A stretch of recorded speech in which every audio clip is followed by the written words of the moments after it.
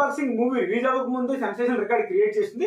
అసలు పవన్ కళ్యాణ్ క్రేజ్ గా బాబు ఎందుకంటారు ఈ మూవీ మరోసారి రుజువు చేస్తుంది. ప్రస్తుతానికి ఈ మూవీ పైన ఎటువంటి అంచనాలు ఎటువంటి ట్రెండింగ్ లేకపోయినప్పటికీ కూడా మూవీకి నార్త్ అమెరికాలో ప్రీ బుకింగ్ ఓపెన్ చేసి జస్ట్ 1 డే అవుతుంది.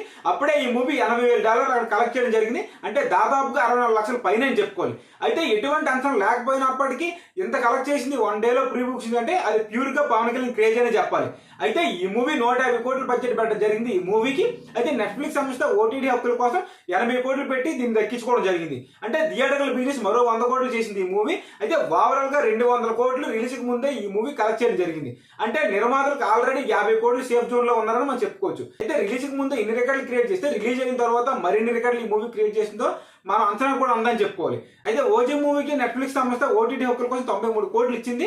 అది అలాంటిది ఉస్తాద్ భగత్ సింగ్ కి ఎలాంటి అంచనా లేకుండా వస్తుంది. మూవీ కూడా 80 కోట్లు ఇచ్చింది. అంటే పవన్ కళ్యాణ్ మాసిక్ క్రేజ్ ఎలా ఉందో మరోసారి మనకు అర్థమవుతుంది.